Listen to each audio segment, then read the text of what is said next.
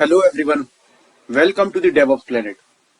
In this video, we will see how we can write AWS Lambda function using Terraform. So in my previous video, we have already seen how we can do that from AWS console.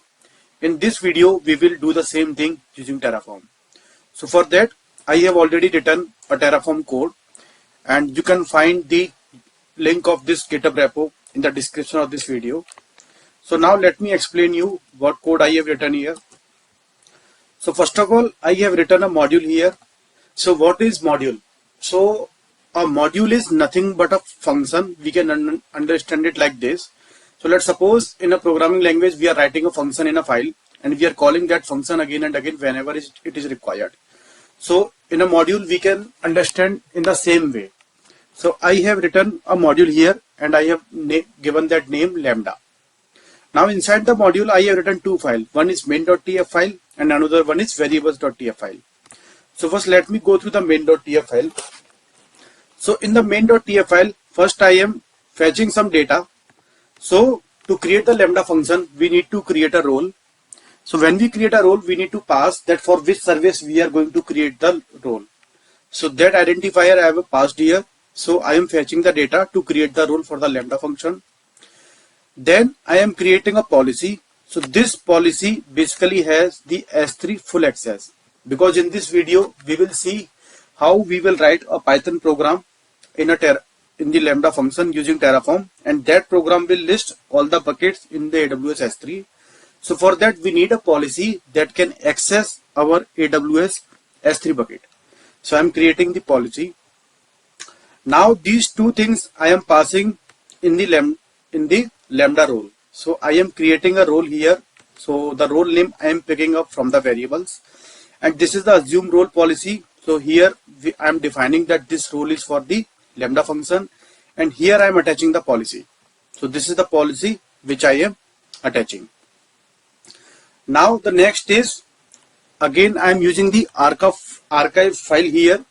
So in the Lambda function, we need to pass the file in the zip format. So here I am converting this Python file into the zip format, and the same thing I am passing here. So I am passing the output of this data block here, output of this data block in the file name. So you can see I have passed the output path, and output path is nothing but the zip file. So there are other variables also. So I am passing the function name here. I am passing the role. So that is the role ARN, which will return from this resource. Here I am passing the handler. So handler is nothing but the entry point for our program. So when we write down a program on our local machine, we pass that it should be start from the main function or any other function. So here in the Lambda also we need to pass the handler. So we need to define that from where our program will start execute. So this is the file name list S3, and this is the function name. So the file name dot function name is the combination of the handler that we have to pass. Then this is the source code hash. Then I am passing the runtime. So I am writing the Python program. So I have written down the Python 3.11 here. You can pass according to your code base. And I am configuring some environment variables. Now these all variables which you are seeing here, I am defining all these variables in the variables.tf file. And these are the default value of those variables. So this is our module to create a Lambda function using Terraform. Now I am on the root folder. So in the root folder, you can see there is another main.tf file. So when you click on this main.tf file, you will see I am calling that module here. So that is how we call the module, and I am passing the path of that module. Now these are the variables name which I am passing in my module. And if you see, there is a file variables.tf. So I have defined these variables again here and passed some default values. And the actual values of these variables I have passed in the terraform.tf bars. So if I will not pass any variable value here, it will pick the default one. And let's suppose you don't want to pass any variable here. So you can remove this and this will work directly. The module will read what are the default values has defined. So I am passing these things here, And there is another file that is provider.tf. So our provider is AWS. That is why the provider is AWS. If we use other cloud, let's suppose Azure or GCP, then we need to update this provider. So now come to the execution part. So first of all, we need to configure the AWS CLI. So let me check whether my AWS CLI is working fine here and it's connected to my account or not. So I'm just listing the bucket. So it gives the output. It means my AWS CLI is working fine. Now to execute the Terraform code, there are three commands which we need to execute. So first is Terraform init command. So this command will download the required plugins, modules, what we are using in our code. So as you can see, we are using the AWS provider. It is installing that. We have used the archive data, so it is using that. So that's how it is installing the plugin and other things. And here you see it has initialized the module. So because my module is in the same place, that's why it has initialized directly. If we can use the modules from the other remote location also, like GitHub or other repositories. So once this installation is complete, the next is we will ask the Terraform that what resources it will create. So for that there is another command. So let's this command be completed. Okay, so it has initialized the Terraform. So the second command is Terraform plan. So this command will give us a brief idea that what resources it will create. So here we can see the plan. We can go to each and every resource. It will give us the names, the data, the resources, that how many resources it will create, what would be the name of the resource, what would be the value of the resource. Similarly, the other details. So if we can, if we want to change anything, so we can see in the plan here and we can change accordingly. So let's complete the plan first and then we will see how we can create the resources. Okay, so here you see first it read that module, and then here we can see it will create one policy, and this is the policy JSON, and then it will create one IAM role. So this is the IAM role thing, and then here we can see it will create one Lambda function. And if you go through the variables, you will see the handler is this one, the function name is this one. So that this value we have passed in the terraform.tf file. So the function name we have passed here. If we will remove this, then it will pick the default values from the variables.tf file. So because I have passed in the terraform.tf, that is why it is reading these values. So that's how we can see the plan. The next command is terraform apply. So this is the command where I am saying the Terraform that please create all these resources. So this command will also again give us a detailed plan to create the resources, and then it will ask for a confirmation that whether we want to create these resources or not.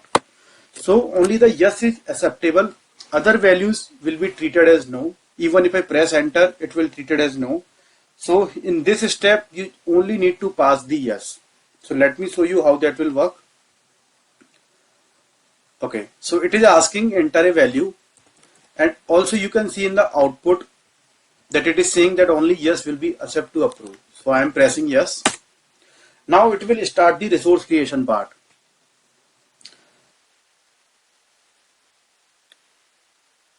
So it has started the resource creation part and it failed because my user AWS CLI do not have access to create the policies and all. So let me go to the AWS page and update the permissions. So I am going to the IAM service.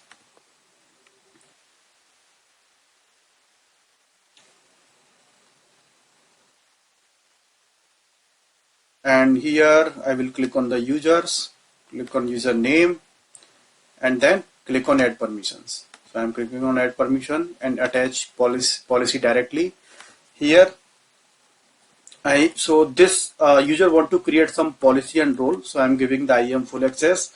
Also it will create the AWS Lambda function, so I am giving some other permissions to create the AWS Lambda function. So Lambda function full access, and the AWS Lambda function role.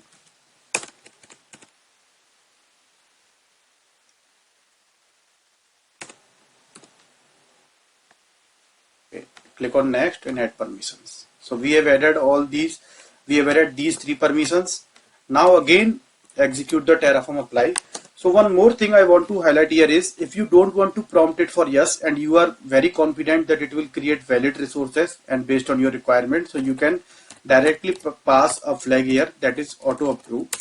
So by this flag, it will not ask for the confirmation. It will show you a detailed plan that what resources it will create, and it will directly start the resource creation part. So this variable is this flag is very used when we automate the Terraform using some pipelines or using some third-party tool or programming languages. At that time, it will not give you a prompt to pass the value. It will directly start the resource creation thing. So now it has started the reading the modules and other things. Now it has given the plan, and this time it is not asking for any confirmation. It is not asking for any input, and it will directly start to create the resources. So it is creating the policy. So the policy creation has been completed. Now it has created one role. So that is also completed. So now let me show these things to you on the AWS console itself. So I am clicking on the policy menu, policy button here, and if you fetch here, let me check what was the policy name. So I am going in the terraform.tfvars file, okay, and this is the policy name. So I am filtering it.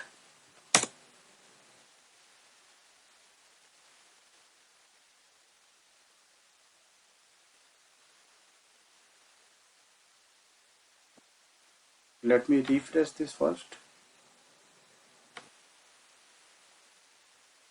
Okay, so we have the policy here. Click on this, and if you go to the JSON view, so you will see this is the policy which I have created. Now let's check with the role. So I am clicking on this roles button, and I am passing the role name here. The role has been created, and now click on this role. So here you will see that policy has been automatically attached to this role. So that is how we have given the S3 access to this role, and this role has been attached to our Lambda function. So let's see the output. Okay, so it has created the Lambda function. So now verify the same also. So let me search the Lambda service here. Open this service.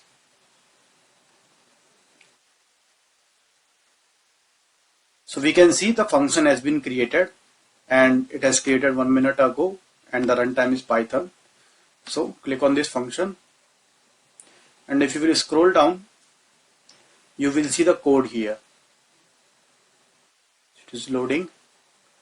So let me zoom it.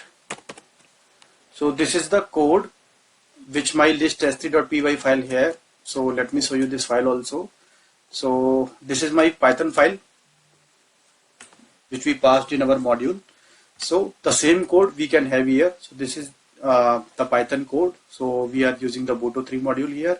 And if you scroll down and click on the runtime settings and click on the edit, yeah. So you will see that runtime is Python and handler is this one. And if I cancel it, scroll down again, you will see these details also here. So handler is this one and runtime is Python. So now let me zoom out this.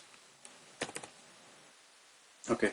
Now to test this function, I am clicking on the test button here, and I am directly click on the test because I do not need any input for this program. So you see the execution has started and it has been done, and in the detail I can see the list of my AWS S3 buckets. So the other things, if you want to verify the role and all, so you can click on the configuration tab, click on the permissions. So you see the role name. So this is the role which have assigned to our Lambda function. So we create a policy, we attach that policy to a role, then we create a role and we assign that role to the Lambda function. So that is how my Lambda is able to connect to my AWS S3 services. So that is how we can create the Lambda function, AWS policy and roles. And if you want to destroy the same things in a one go, so the command is terraform destroy. And again, if you don't want to prompt, you can pass the -f auto approve flag. So it will destroy each and everything without asking you. So let me show you that also. So it will first read the backend file. So and then it will give us a plan that what resources it will create. And if you also want to see the backend file, so here you will see in the root repo the one file is generated, that is terraform.tfstate. So this is the terraform.tfstate file where Terraform store all the backend things, that what resources it has created and what resources it will delete.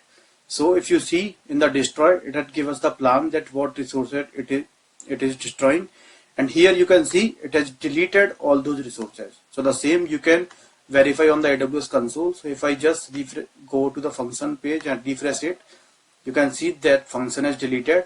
And also for the roles, if I refresh it, if I go to the roles and so currently the role is here, and if I refresh it, we can see the role has been deleted.